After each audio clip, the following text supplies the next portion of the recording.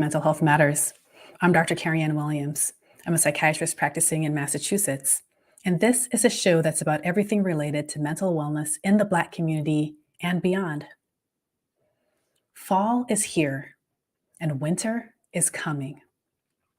What do you need to do to prepare mentally, to preserve your emotions, to manage stress, to ward off seasonal depression, deal with sad memories, prepare for the stress of family gatherings, and everything else that comes with this season? Fall and winter bring colder weather in most places and less sunshine.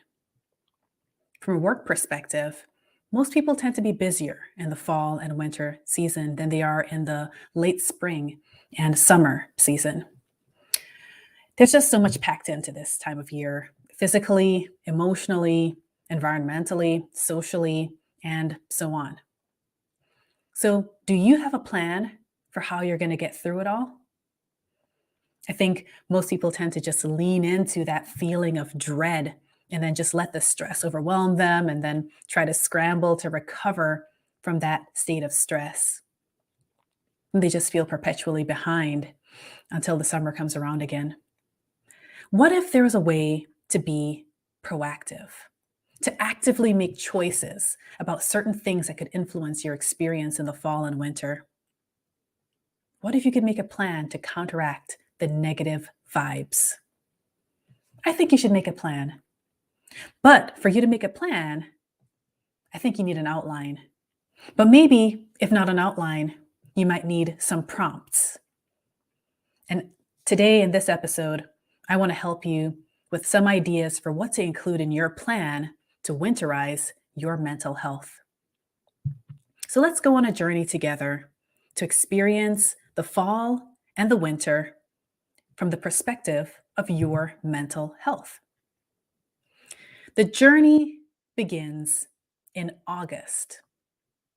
You're scrolling through your social media and you see a post and it says, pumpkin spice latte. You can almost taste it. Now, by September, you're walking through the aisles of your local pharmacy and you hit what they call the seasonal aisle. You know this aisle. It keeps changing. There's often wacky and generally inexpensive items. And this time, it's all fall leaves and Halloween decorations. And candy. Lots and lots of candy. Then, in your mind, you leave the pharmacy, you get into your car or other mode of transportation, you're going through the neighborhoods, and you start to see the color of the leaves changing just a little bit. In my area, by September, you can already see the leaves changing a little bit.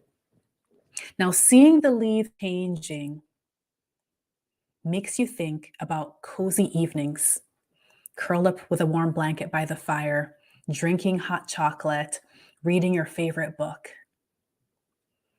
And then it's October. Fall is officially here. That initial cool breeze that hits your face when you step out of your house feels so refreshing. Fall feels good. But then something about the leaves falling and the smell of cinnamon and carving pumpkins suddenly reminds you of something else. All of these same things that made you feel cozy all of a sudden makes you think about this time when you were a kid.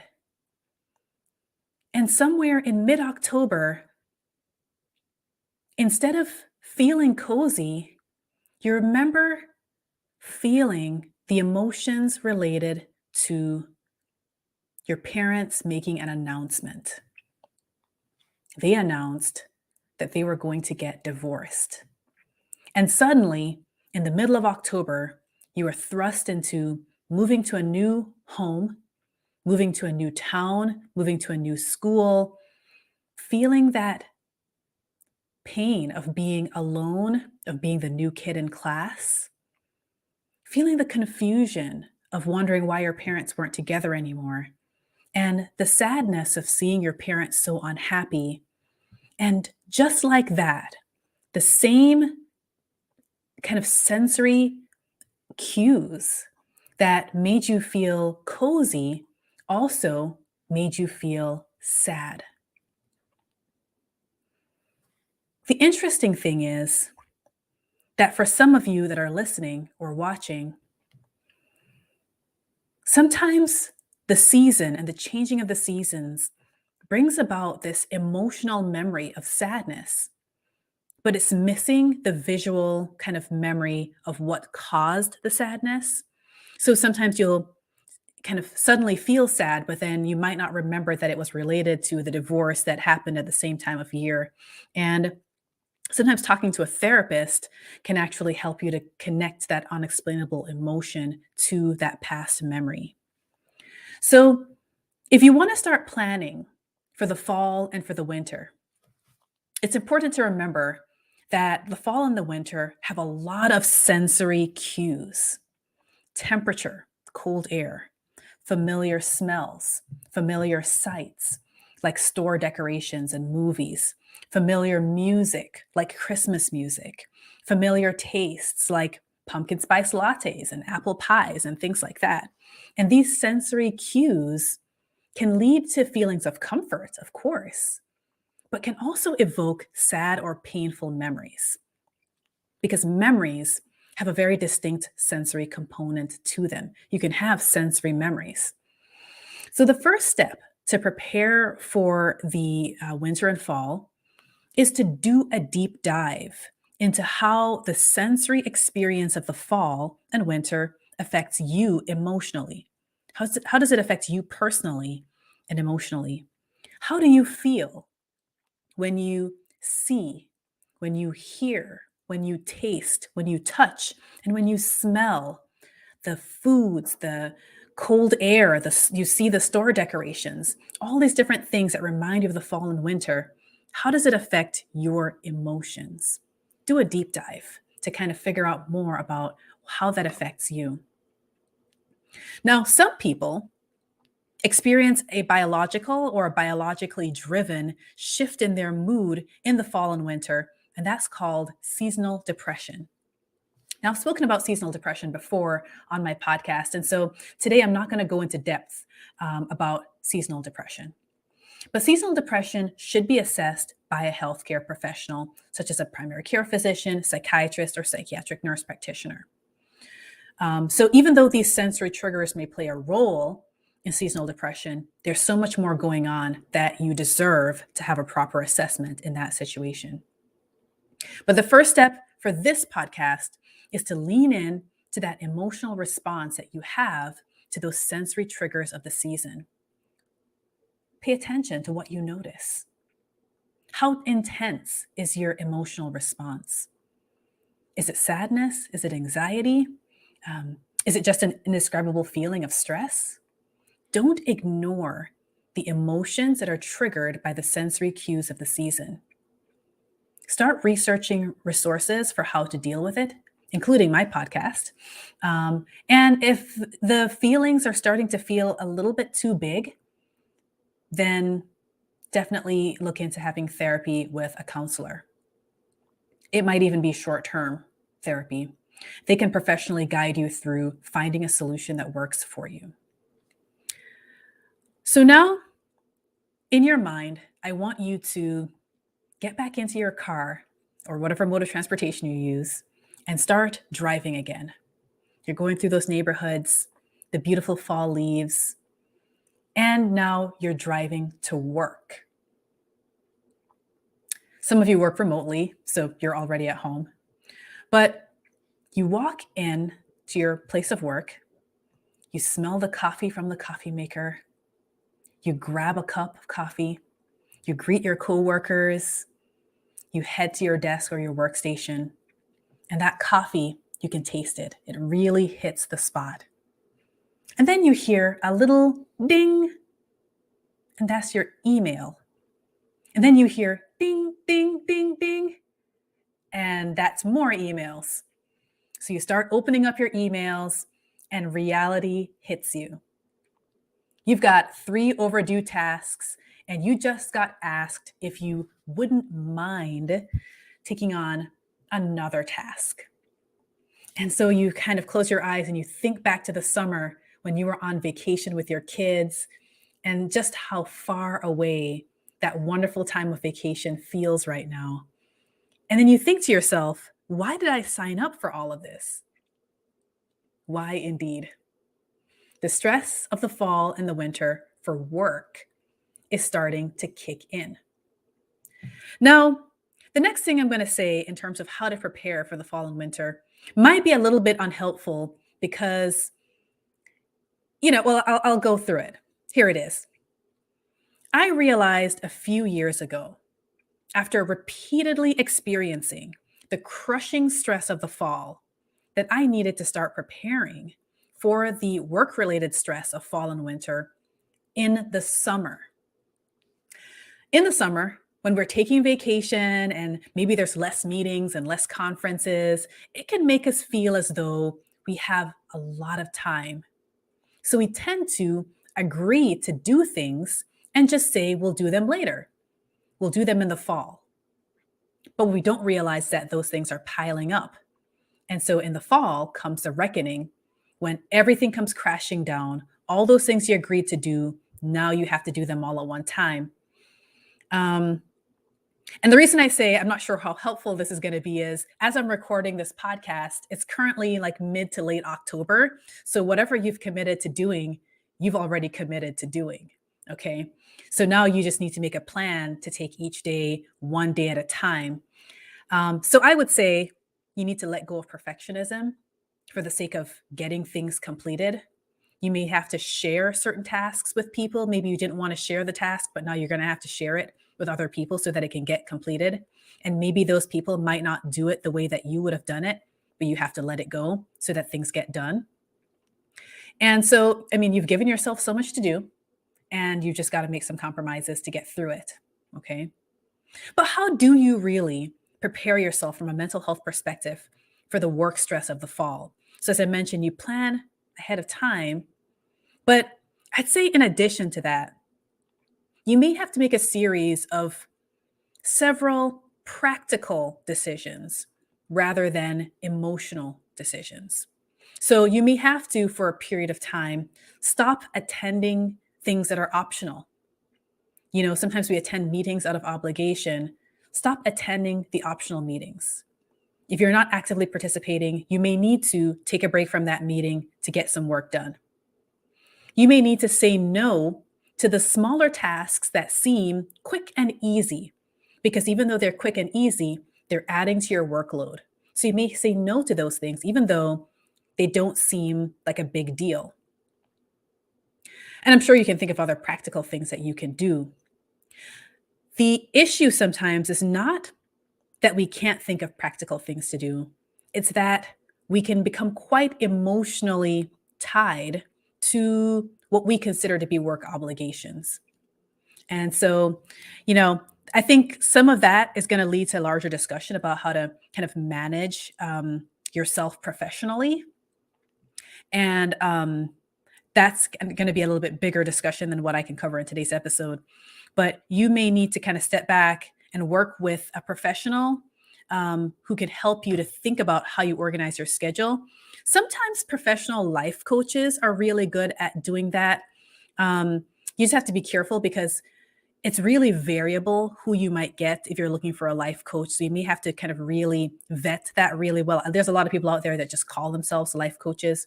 So you may want to just really carefully consider who you're finding. But generally that genre can be helpful for just figuring out how to manage your time professionally.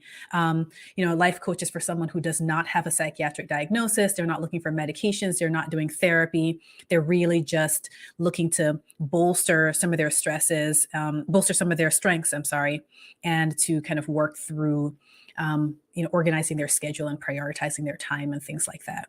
So sometimes a life coach can be a reasonable option if you choose the right person, somebody who's a right fit. So in any case, this second step about work stress, to prepare for the fall and winter, you need to shift towards making several practical decisions about your work schedule and try to uncouple those decisions from the emotions that tend to bind us and can cause us to feel really bogged down. So that's number two.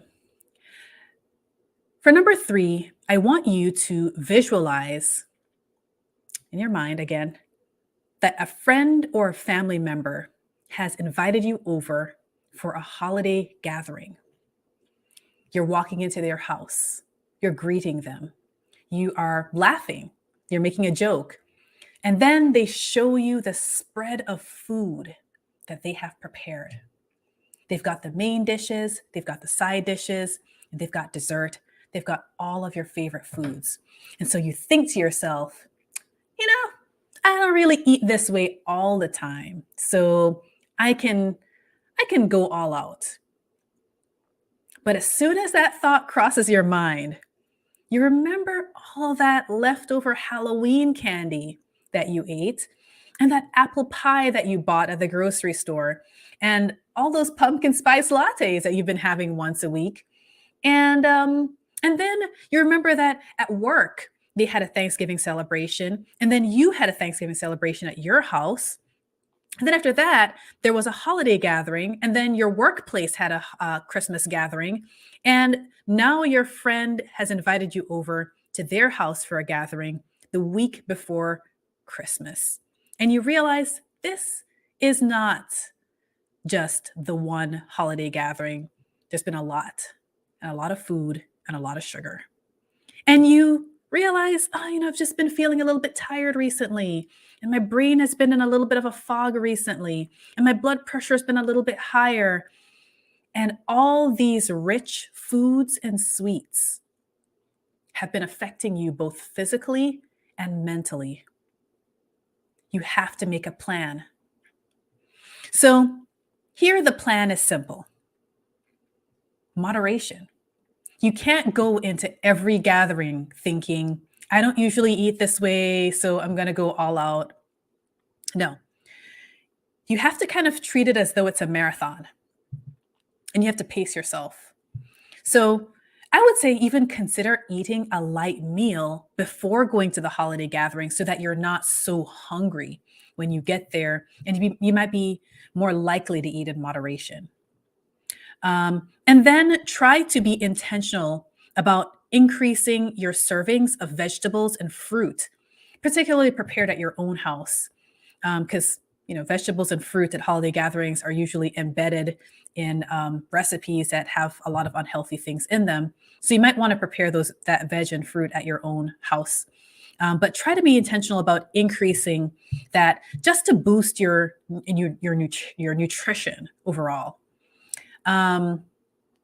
So it's important. I just wanted to mention this because rich foods and sugar that are served in the holiday period tend to make us more vulnerable to feelings of stress and depression, particularly things like alcohol. Can make us more vulnerable to feelings of stress and depression during the holiday season, even though in the moment it may feel very jolly.